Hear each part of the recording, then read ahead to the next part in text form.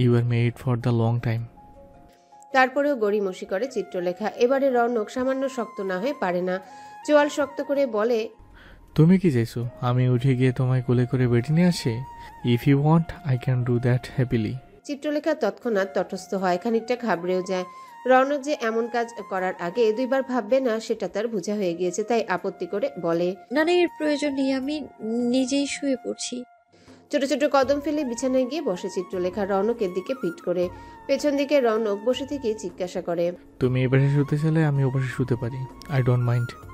না না, লাগবে না, যে কোনো এক পাশ হলেই চলবে আমার, কোনো পাশেই সমস্যা নেই আমার। Very good. বলেই হাত বাড়ায় রৌনক। তার পাশে রুমের লাইটের সুইচ বোর্ড, লাইট অফ করে দিয়ে ডিম লাইট জ্বালায় সে। একদম মৃদু হলদেটে লাইটিং, অনেকটা নিয়ন আলোর মতো। শুয়ে পড়েছে রৌনক, পেছনে না ঘুরেও তা টের পায় চিত্রলেখা। বুকের ভিতর কেমন ধুকপুক করছে তার অকারণে। একজন পুরুষের সঙ্গে এক ঘরে এক বিছানায় থাকতে হবে ভাবতেই বুকের ভেতর অদৃশ্য তোলপাড় হয় তার। শুয়ে পড়ার আগে এক ঢোক পানি খায় সে, তারপর বুকে জড়িয়ে রাখা ওড়নাটা দলা পাকিয়ে বালিশের পাশে রাখে। চিত্রলেখার পরনে খুবই কমফোর্টেবল নাইট স্যুট, পায়জামা ও শার্ট। এমনকি রৌনকও একই ধরনের পোশাক পরেছে। টিভিতে সিনেমায় দেখা যায় নারী চরিত্ররা নাইটি পরে, কিন্তু রৌনক তাকে তেমন কিছু দেয়নি, ভাগ্য ভালো দেয়নি, নয়তো লজ্জায় মাটিতে ঢুকে পড়তে হতো তাকে। ওসব নাইটির চাইতেই পোশাকটাও যথেষ্ট মানসম্মত। না পেট বের হয়েছে, না হাঁটু বের হয়েছে, আর না বুক পিঠ দেখা যাচ্ছে। তবে সমস্যা হচ্ছে এর সঙ্গে ওড়না নেই। স্কার্ফ হলেও ভালো হতো, তবে সমস্যা নেই। চিত্রলেখা ড্রেসের ওড়না দিয়ে কাজ চালিয়ে নিয়েছে। আস্তে ধীরে বিছানার কার্নির ঘেঁষে শুয়ে পড়ে চিত্রলেখা।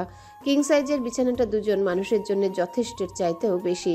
চিত্রলেখার মনে হয় এই বিছানাটা হয়তো কিং সাইজের চাইতেও বড়। এতে অবশ্য ওর জন্য ভালোই হয়েছে, হাত পা সামান্য এদিক ওদিক হলেও সেটা রৌনক পর্যন্ত পৌঁছাবে না। তাছাড়া চিত্রলেখা শোয়া খারাপ নয়। ঘুমের মধ্যে পাশের জনের উপর হাত পা তুলে দেওয়ার অভ্যাস নেই তার, বরং দেখা যায় ঘুমের মধ্যে কমই হাত পা ছড়ে সে শান্ত হয়ে ঘুমায়। এদিক থেকে নিজের উপর বিশ্বাস আছে তার, কেবল বিশ্বাস নেই পেছন দিকে বিছানার অপর প্রান্তে শুয়ে থাকা মানুষটার উপর। কখন কি করে বলা মুশকিল। এখনো মানুষটাকে ঠিকঠাক বুঝে উঠতে পারছে না সে। চুপচাপ শান্ত হয়ে শুয়ে থাকে চিত্রলেখা, একদম গুটিসুটি মেরে। বিছানার একদম কার্নিশ ঘেঁষে শুয়েছে, আর একটু সামান্য এদিক হলে ধপাস করে নিচে পড়ে যাবে, তবুও এভাবেই শুয়ে থাকে। পেছনে রৌনকের সারা শব্দ নেই, হয়তো ঘুমিয়ে পড়েছে ভেবে সামান্য স্বস্তি পায় চিত্রলেখা। কিন্তু তার স্বস্তি পাওয়া মিনিটও অতিক্রম করতে পারে না। আচমকায় পেছন থেকে হাত বাড়িয়ে চিত্রলেখার পেটের কাছে ধরে টেনে নেয় রৌনক নিজের কাছে। আচমকা টান দেয়া চিত্রলেখা কিছু বুঝে উঠতে পারে না। তার পিঠ গিয়ে ঠেকলো রৌনকের বুকের সঙ্গে। অস্ফুট স্বরে চিত্রলেখা বলল, কি করছেন? রৌনক মুখটা চিত্রলেখার মাথার কাছাকাছি নিয়ে এলো। তার বাম হাতটা এখনো চিত্রলেখার পেটে জড়িয়ে রাখা শক্ত বাঁধনে। ডান হাত বাড়িয়ে রৌনক চিত্রলেখার খোলা চুলগুলো উপরের দিকে তুলে দিয়ে তার ঘাড় উন্মুক্ত করে। মুখ বাড়িয়ে কানের কাছে গিয়ে রৌনক ফিসফিস করে বলে, বউকে গেছে টানছি। চিত্রলেখার উন্মুক্ত ঘাড়ে আলতো করে চুমু খায় রৌনক। ঘুম গভীর করে নয়, ছোট্ট করে। প্রথম স্পর্শে নিজের অভুক্ততা নয়, ভালোবাসা প্রকাশ করতে চায় সে। আচমকা রৌনকের এমন কাছে আসায় ঘাবড়ে গেছে চিত্রলেখা। হয়তো এখনই এমনটা আশা করেনি সে। চিত্রলেখার ইতস্তত বুঝতে পেরে তাকে স্বাভাবিক করতে রৌনক বলে, তুমি কি ভাবছিলে আমাদের ভিতরে কিচ্ছু হবে না? You are legally married, you can get intimate. বিয়ে করেছি, বউর সঙ্গে কিছু হবে না, কিছু করবো না, এসব মুভিতে হয়, বাস্তবতা নাই, বুঝলে? And for your kind information বলে রাখি, আমি কিন্তু বিয়ের আগে বলিনি তোমায় স্পর্শ করবো না, তোমার কাছে যাব না, তোমাকে কাছে টানবো না, এমন কোনো এগ্রিমেন্ট আমাদের হয়নি। And let me clear myself, I will definitely get close to you, also you will get intimate. Chitralekha এমনিতেই দলা পাকিয়েছিল। রৌনকের মুখে সব কথা শুনে আরও নুইয়ে যেতে থাকে। এসব শুনতে হবে খুনাক করেও টের পায়নি। ভীষণ লজ্জায় লাল হয়ে যাচ্ছে বেচারি। বইয়ের লজ্জা পাওয়া চোখে না দেখতে পেলেও বেশ টের পাচ্ছে রৌনক। ভালোই লাগছে তার। এমনিতেই চিত্রলেখাকে নিজের সঙ্গে জড়িয়ে রেখেছে রৌনক। এবারে আরও খানিকটা বুকের সঙ্গে মিশিয়ে ফেলার চেষ্টা করে বলে, 6 বছর চন্দ্র, 6 বছর পর কারোর সঙ্গে বিছনা শেয়ার করছি, নিজের ঘর শেয়ার করছি, নিজেকে শেয়ার করছি। 6 বছর, 6 লং ইয়ার। তুমি বুঝবে না আমার অবস্থাটা। কথাটা চিত্রলেখাকে কোথায় গিয়ে যেন স্পর্শ করলো। একটা মানুষ চাইলে নিজের শারীরিক চাহিদা মেটাতে পারতেন, অথচ সয়ে গেছেন। কখনো কোনো অনৈতিক সম্পর্কে জড়ায়নি। চিত্রলেখা ভাবে সে কি আসলে এত ভালো একজন মানুষের যোগ্য? আজকের মতো যথেষ্ট হয়েছে ভাবে রৌনক। প্রথম রাতেই চিত্রলেখাকে এর বেশি বিরক্ত করবে না ভাবে সে। রৌনক চিত্রলেখার মাথায় আলতো করে চুমু খেয়ে বলে, তবে ডোন্ট ওয়ারি, আজ তোমায় একদম বিরক্ত করবো না। আই নো তুমি টায়ার্ড, তাই আর একটু বিরক্ত করছি না। ঘুমিয়ে পড়ো, তবে দূরে গিয়ে নয়, আমার বুকে থাকো, এতে আমার ঘুমটাও ভালো হবে। আমাকে একটু শান্তি করে ঘুমাতে দাও তো। চিত্রলেখা কিছুই বলে না, সরে যাবারও চেষ্টা করে না। মানুষটা আপাদমস্তক মুগ্ধতায় মোড়ানো। চিত্রলেখার নিজেরও ভালো লাগছে এই মানুষটাকে আলিঙ্গনে থাকতে। যদি অস্বস্তি লাগছে তবুও একদম মন্দ লাগছে না, বরং মনের ভেতরে ভালো লাগার মুগ্ধতা ছড়িয়ে পড়ছে একটু একটু করে। নতুন সম্পর্ক, নতুন স্পর্শ, নতুন অনুভূতিদের সঙ্গে পরিচয়, সবটাই ইতস্ততকর, অস্বস্তিকর হলেও কোথাও একটা ভালো লাগা কাজ করছে। ওভাবে কখন ঘুমিয়ে পড়েছে চিত্রলেখার জানা নেই। গভীর ও গাঢ় ঘুমে তলিয়ে গেছে সে। চিত্রলেখার গভীর ঘুম আলগা হয় আচমকা কারো নিবিড় স্পর্শে। এক মুহূর্তের জন্য ভয় পেয়ে গিয়েছিল সে, কিন্তু তৎক্ষণাৎই মস্তিষ্ক তাকে জানিয়েছে চারু নয়, রৌনকের সঙ্গে একই বিছানায় ঘুমিয়েছে সে আজ। তার জীবন আর আগের মতনই সব বদলে গেছে। এখন সে বিবাহিত, পাশের পুরুষটার তার উপর সম্পূর্ণ অধিকার আছে। চিত্রলেখার ঘুম আলগা হতে সে টের পায় রৌনকের হাত অবাধ্যের মতো তার দেহের বিভিন্ন অঙ্গে ঘুরে বেড়াচ্ছে। যদিও চিত্রলেখার গায়ের কাপড় গায়েই আছে, কেবল রৌনকের হাত চলে গেছে তার কাপড়ের ভেতর। কোথাও শক্ত স্পর্শ করছে, কোথাও বা আলতো করে ছুঁয়ে দিচ্ছে। সেই সঙ্গে রৌনকের ভারী নিঃশ্বাস আছড়ে পড়ছে চিত্রলেখার উন্মুক্ত বক্ষ ও গলায়। উঠে এসে রৌনক তার কানের নিচে চুমু খাচ্ছে। সে চোখ মেলেনি, বিছানা খামচে ধরেছে। ইতিমধ্যে চিত্রলেখারও নিঃশ্বাস ভারী হয়ে গেছে। রৌনক এগিয়ে গিয়ে চিত্রলেখার কপালে চুমু খায়, তারপর কানের কাছে গিয়ে ভারী নিঃশ্বাস ফেলে বলে, সরি, আজ তোমায় একদম ডিস্টার্ব করতে চাইনি, বিশ্বাস করো, কিন্তু নিজেকে আটকে রাখতে পারিনি শেষ পর্যন্ত। I am dying here, trust me, please একবার একটু কাছে আসো। এরপর একদম বিরক্ত করবো না, I promise. 6 long hair Chandra, আমি কাউকে ছুঁয়ে দেখিনি। নারীর সাজ জানে এই শরীরটা কারো স্পর্শে যায়নি। এখন আর পারছি না। তুমি আমার জীবনে এসে সব বদলে দিয়েছো, সব। আমাকে উল্টে পাল্টে একদম ঘেঁটে দিয়েছো। It's all your fault. Chitralekha কিচ্ছু বলতে পারে না, শক্ত পাথরের মতো হয়ে গেছে যেন। তবে রৌনকের প্রতিটা স্পর্শ তার অঙ্গে অঙ্গে কাঁপন ধরিয়ে দিচ্ছে, শিরায় শিরায় যেন আগুন জ্বলছে। সেই সঙ্গে শির দ্বারা বেয়ে হিমশীতল করা অনুভূতিও বয়ে যাচ্ছে। নিজেকে মাতাল মাতাল লাগছে চিত্রলেখার। রৌনক নিজে মাতাল হাওয়ায় মেতেছে, সেই সঙ্গে তাকেও মাতিয়েছে। বিছানা ছেড়ে চিত্রলেখা রৌনককে শক্ত করে জড়িয়ে ধরে, নিজের শরীরের সবটুকু শক্তি দিয়ে জড়িয়ে ধরার চেষ্টা করে। রৌনক এতটুকু সম্মতি পেয়ে বইয়ের কাঁপতে থাকা অধৈর্যরা নিজের দখলে নেয়। গভীর ও নিবিড় স্পর্শে গাঢ় চুমু খায় লম্বা সময় নিয়ে। খানিকক্ষণ আদর দিয়ে কিছুক্ষণ হিংস্রভাবে ঠোঁটের সুধা পানে ব্যস্ত রৌনক যেন পৃথিবীর কোথাও নেই। তারা ভাসতে যেন সৌরজগতের মহাশূন্যে। দীর্ঘ স্পর্শের পর আচমকায় রৌনক চিত্রলেখার ঠোঁট ছেড়ে উঠে বসে, জোরে জোরে কয়েকবার নিঃশ্বাস ছাড়ে। চিত্রলেখা নড়ে না, চোখও মেলে না, অন্যদিকে কাত হয়ে কুঁচকে যায় আবারও। লজ্জায় সমস্ত শরীর মাখামাখি হয়ে আছে তার। রৌনক উঠে গিয়ে খানিকটা পানি খায়। তার নিজের বেডসাইড টেবিলে ড্রয়ার থেকে সিগারেটের প্যাকেট ও লাইটার নিয়ে বারান্দায় চলে যায় সে। তখনই উঠে বসে চিত্রলেখা। তারও তীব্র পানির পিপাসা পেয়েছে। বুকের ভেতর এখনো বাদ্যযন্ত্র বাজছে। কেউ পাশে এসে বসলে শব্দ শুনতে পাবে। তবে কোথায় গিয়ে মানুষটার জন্যে মায়া হয় তার। এতগুলো বছর একটা মানুষ নিজেকে সব রকম চাহিদা থেকে দূরে সরিয়ে রেখেছে। ভাবতেই রৌনকের জন্য কষ্ট লাগে তার। ইচ্ছে হয় বলতে, আমি আছি। বিছানা থেকে নেমে পানি খায় চিত্রলেখা। আবারও শুয়ে পড়তে নিয়েও শুয়ে পড়ে না। কি ভেবে যেন চিত্রলেখা নিজেও বারান্দার দিকে আগায়। শব্দহীন হেঁটে বারান্দায় আসতেই দেখতে পায় রৌনক জ্বলন্ত সিগারেটে লম্বা টান দিয়ে ধোঁয়া ছাড়তে ব্যস্ত। বেশ খানিকটা দূরত্ব রেখে অন্য পাশে গিয়ে দাঁড়ায় সে। এরই মধ্যে তার উপস্থিতি টের পেয়ে সিগারেটে টান দিতে দিতেই মুখ ঘুরিয়ে তাকায় রৌনক। চিত্রলেখার কি হলো কে জানে। ওই চাহনি দেখে একটা হার্টবিট মিস হলো তার। রৌনকের দৃষ্টির গভীর চাহনি দেখে শরীর হালকা হয়ে এলো যেন। তবু নিজেকে সামলে নেয় সে। রৌনক বলে, দূরে দাঁড়িয়ে আসো কেন, কাছে আসো। মাথা ঝাঁকিয়ে চিত্রলেখা বলে, সিগারেটের গন্ধটা সহ্য হয় না আমার। ফেলে দিতে বলেছ? না না, আমার জন্য ফেলতে হবে না। আর যদি একেবারে ছেড়ে দিই? আমার জন্য? তোমার জন্য।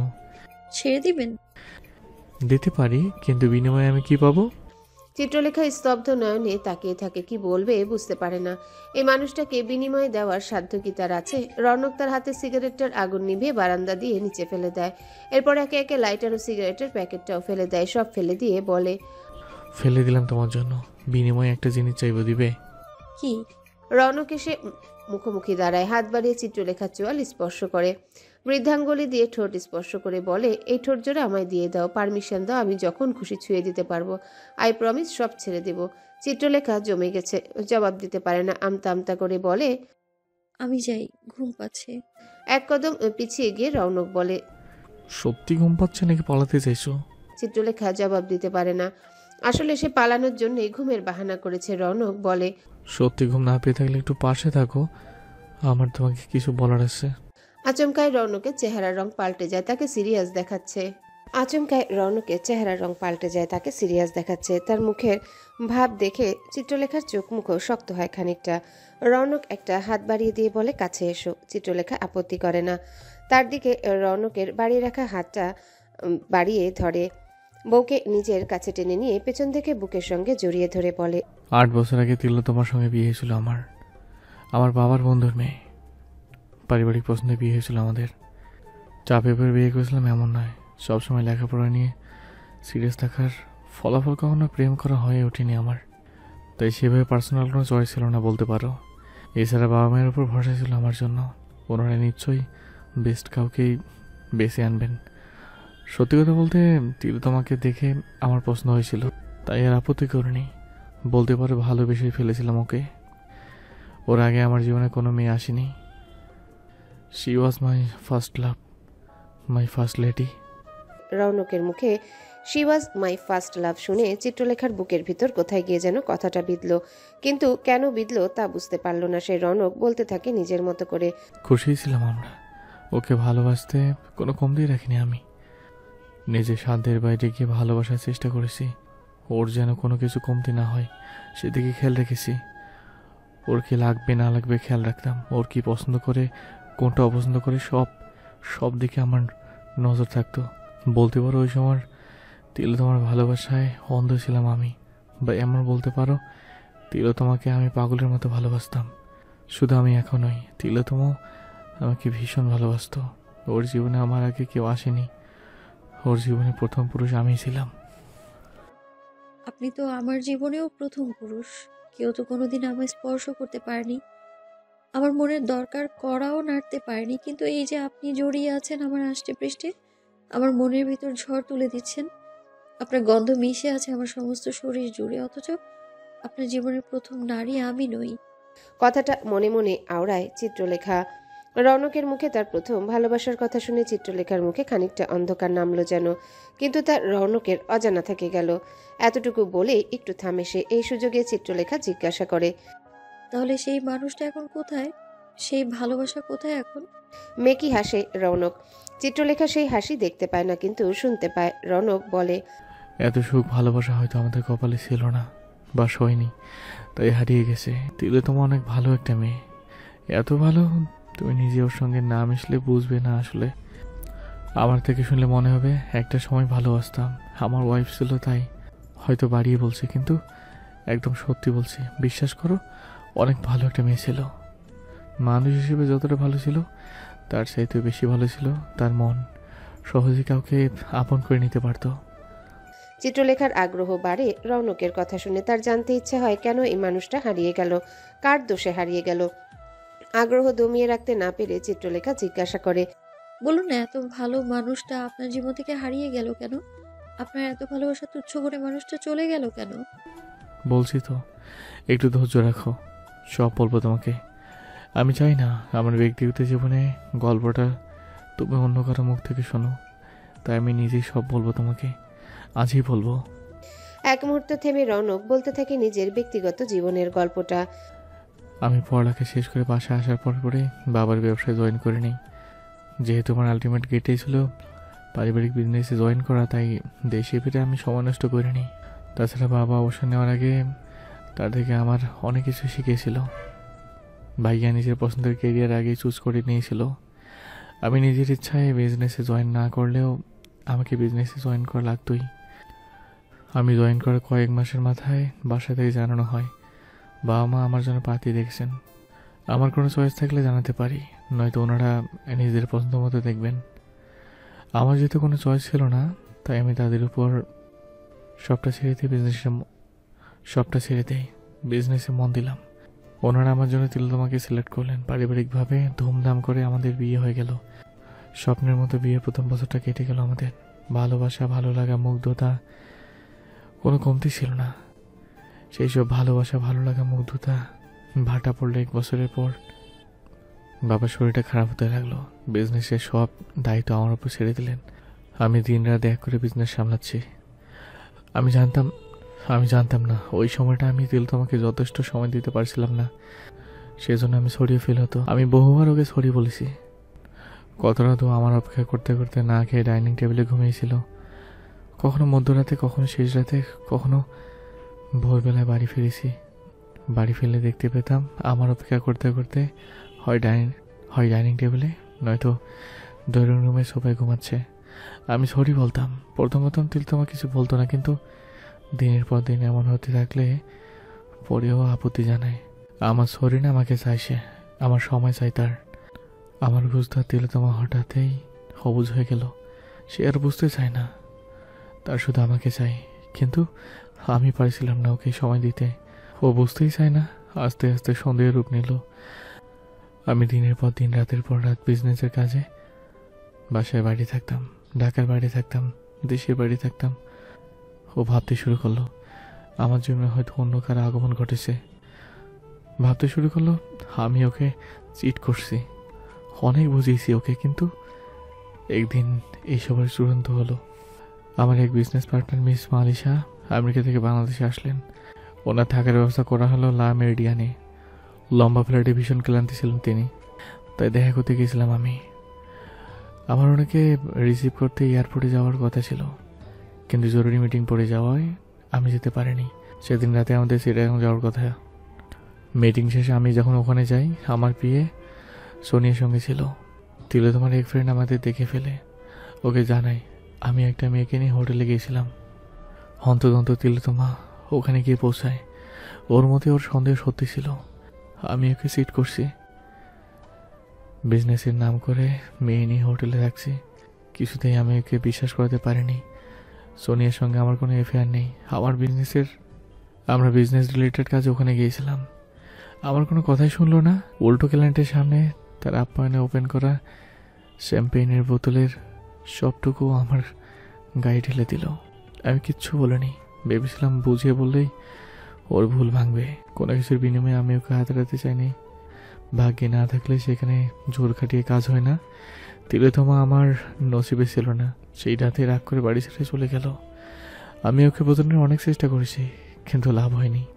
সোনিয়াকে ফায়ার করে দিয়েছিলাম যেন তিলোত্তমা আমাকে অহেতুক সন্দেহ না করে।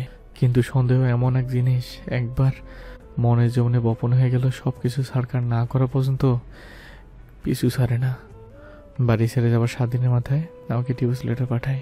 এরপরে আমি অনেক চেষ্টা করেছিলাম ওকে ফিরিয়ে আনার, কিন্তু এক মুহূর্ত চুপ থেকে রৌনক আরো বলে, অনেক চেষ্টা করেও শেষ পর্যন্ত ফেরাতে পারিনি আমি। ওর সন্দেহের কাছে আমার সব ভালোবাসা তুচ্ছ হয়ে গেছিল। শেষমেশ আমার ভীষণ অভিমান হলো। ও কেন আমার ভালোবাসা বুঝলো না? কেন বুঝলো না আমার জীবনে ও ছাড়া আর কেউ নেই, কিচ্ছু নেই। আমার অভিমানের পাল্লা ভারী হলো। আমি ওকে ফিরিয়ে আনার চেষ্টা বাদ দিলাম। যে নিজে থেকে পেতে চায় না, আমি আমার ভালোবাসার দোহাই দিয়ে তাকে আর ফেরাতে চাই না। অভিমান করে আমিও পাঠানো ডিভোর্স পেপারে সাইন করে দিলাম। একটা সাইনের বিনিময়ে আমার জীবন থেকে আমার ভালোবাসার মানুষটা চিরদিনের জন্য হারিয়ে গেল। কথা শেষ করে বেশ কিছুক্ষণ চুপ করে রইল রৌনক। চিত্রলেখা বলল, তারপর আপনাদের আর দেখা হয়নি? না। কেন? তিলোত্তমা নিউ ইয়র্কে চলে গেছে। ওখানে যাওয়ার 6 মাস পরেই আবার বিয়ে করেছে। এখন ওর 2 বাচ্চা আছে।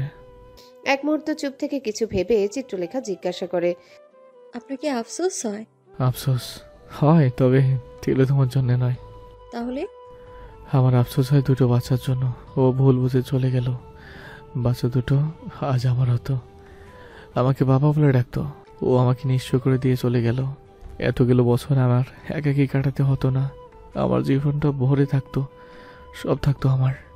চিত্রলেখার মুখে আর কথা কুলায় না। মানুষটা সত্যিই ভালোবাসতো। ভুল ভাবছে সে বাসতো না, হয়তো এখনও বাসে। চাইলে কি ভালোবাসা ভুলে যাওয়া যায়? ভালোবাসা মানুষকে ভুলে যাওয়া যায়? ভালোবাসার মানুষটা জীবনে থাকুক বা না থাকুক, চাইলেও তাকে ভুলে যাওয়া যায় না। সেই ভালোবাসাও ভুলে যাওয়া যায় না, মানুষ পারে না ভুলে যেতে। তাই তো এতগুলো বছর পরেও রৌনক তিলোত্তমাকে ভুলে যায়নি। তার ফেলে যাওয়া সেই ভালোবাসা ভুলে যায়নি। রৌনকের জীবনে ভালোবাসা নামক অধ্যায়ে তিলোত্তমার নাম খোদাই করা হয়ে গেছে। সেখানে চিত্রলেখা কোনোদিনও জায়গা পাবে না। রৌনকের হাতের বাঁধন থেকে নিজেকে ছাড়াতে চিত্রলেখা বলে, আমার ঘুম পাচ্ছে। তৎক্ষণাৎই তাকে পাজা কোলে তুলে নেয় রৌনক। হাত পা ছোড়ার চেষ্টা করে চিত্রলেখা বলে, আমার নামান প্লিজ। নামিয়ে দেবো জায়গা মতো গিয়ে। রৌনক আর দাঁড়ায় না, শাওয়ার নিতে চলে যায় পেছনে। চিত্রলেখা বেচারি লজ্জায় পানি পানি হয়ে যায়। তার নিজেরও মনে হচ্ছে শরীরে তাপমাত্রা বেড়ে যাচ্ছে। লজ্জায় বালিশে মুখ লুকানোর চেষ্টা করে। হ্যালো বন্ধুরা, পরবর্তী পার্ট খুব তাড়াতাড়ি আসবে, তো সবাই অপেক্ষায় থাকো। আর চ্যানেলটি যারা এখনো সাবস্ক্রাইব করোনি তারা পরবর্তী পার্ট দেখার জন্য চ্যানেলটি সাবস্ক্রাইব করে রেখো। ধন্যবাদ সবাইকে, আমাদের সাথেই থেকো।